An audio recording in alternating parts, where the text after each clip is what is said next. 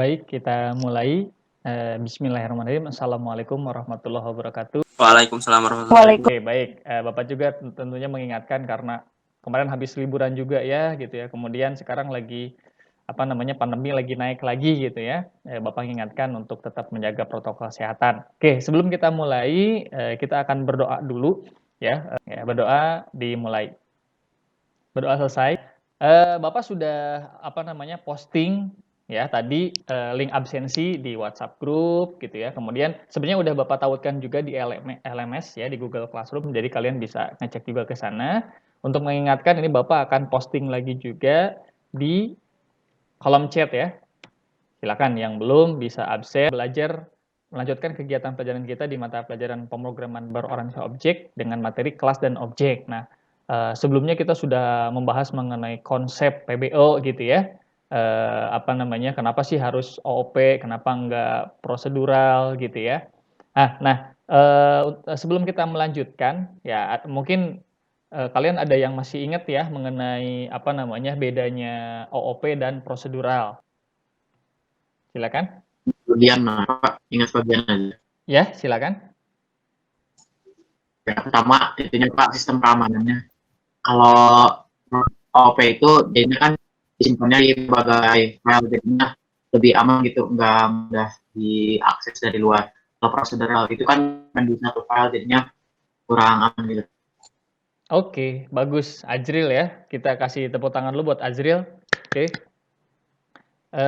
Untuk kegiatan hari ini yaitu kelas dan objek. Jadi kalau misalkan kita mengacu ke pelajaran sebelumnya, yang jelas karena kita di pemrograman semuanya jadi satu kesatuan gitu.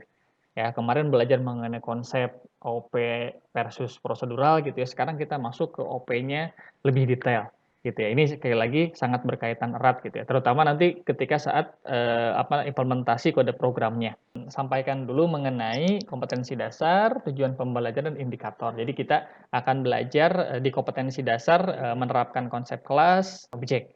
Selanjutnya tujuan pembelajarannya nanti diharapkan kalian mampu menerapkan kelas dan objek dengan cermat, teliti, dan bertanggung jawab. Kemudian indikatornya, yang pertama nanti kalian diharapkan mampu menjelaskan konsep kelas dan objek dalam pemrograman berorientasi objek, dan terakhir menguji, yaitu indikator kegiatan pembelajaran kita pada hari ini. Nah, baik sebelum Bapak lanjutkan, Bapak akan mengingatkan juga ya bahwa penilaiannya nanti akan Bapak lakukan pertama ya pengetahuan, keterampilan, sikap. Oke, baik Bapak akan lanjutkan. Silakan bisa diamati dulu ya. Silakan diamati. Ya, di sini terlihat ya di situ ada gambar mobil Ferrari kelihatan. Halo?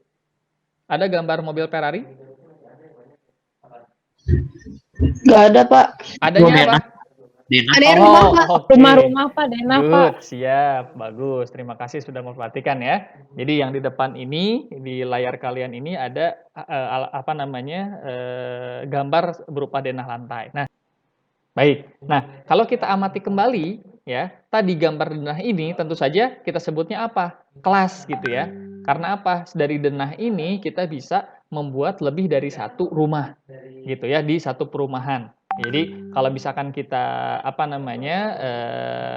amati dari teori kelasnya sendiri, jadi kelas itu apa? Kelas itu adalah sebuah blueprint atau template untuk membuat instance dari objek.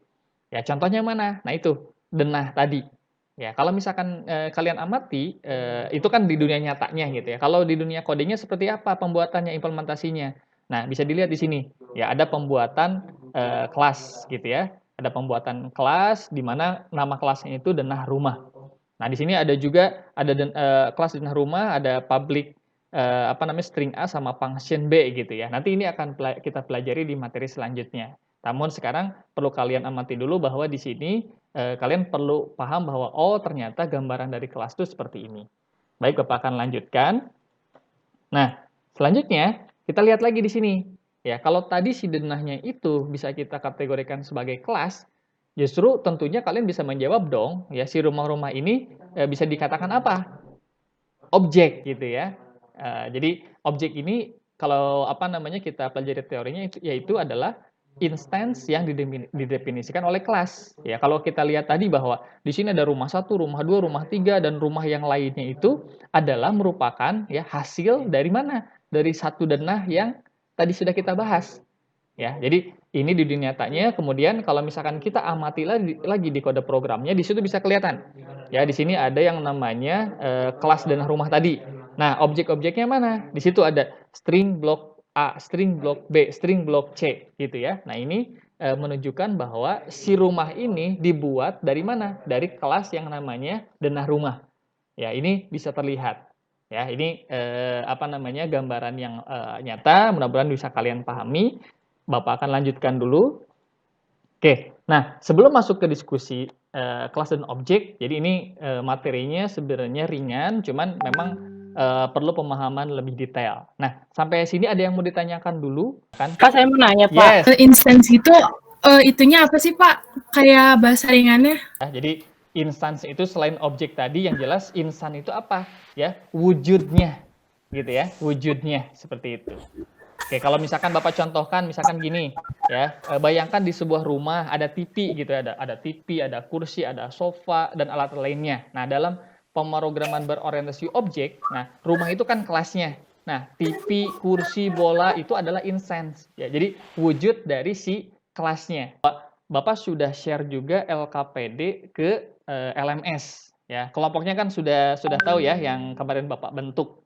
Gitu ya, kelompoknya masih yang itu, silakan nanti didiskusikan. Ya, silakan unduh LKPD-nya di LMS. Nah, nanti kita akan diskusi sama-sama. Ya, akan diskusi sama-sama melalui mana? Melalui WhatsApp group dan Trello nanti.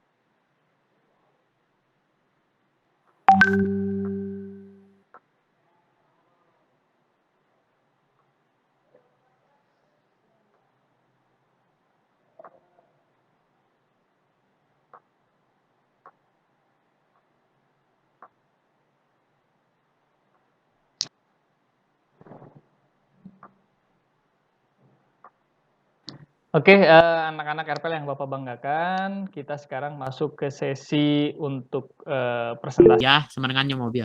Oke. Aisyah. Dan nomor kelima, kita milih studi kasusnya, studi kasus kalkulator.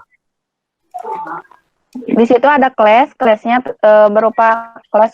Jadi di sini saya cara membuat kelas dan objeknya. Jadi kelasnya itu kelas kalkulator. Objeknya itu ada tambah, kurang, kali, sama bagi. Cara membuat objeknya ya tambah sama dengan new kalkulator. Terus agar terlihat di browsernya, saya menggunakan Echo Vardam. Jadi biar ada di browsernya gitu, Pak. Ada, kita kasih applause dulu untuk kelompok Azril ya. Udah luar biasa ya. Kita kasih tepuk tangan dulu untuk kelompok mereka.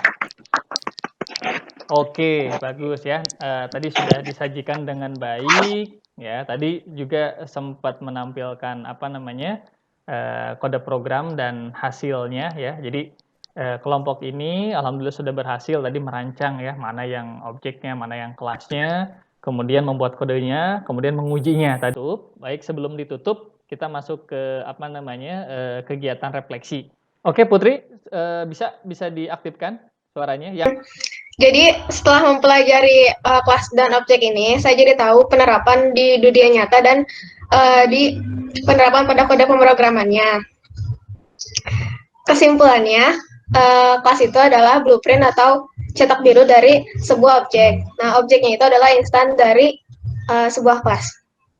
Oke, kita kasih tepuk tangan dulu untuk Putri ya, luar biasa. Selanjutnya apa? Nah, selanjutnya tentunya Bapak nanti akan share link POM yang perlu kalian kerjakan ya. Ya, pertemuan yang akan datang ya, kita akan belajar mengenai properti dan metode. Kita tutup dengan doa. Berdoa dipersilakan. Berdoa selesai. Terima kasih. Bapak cukupkan dulu. Wassalamualaikum warahmatullahi wabarakatuh. Waalaikumsalam.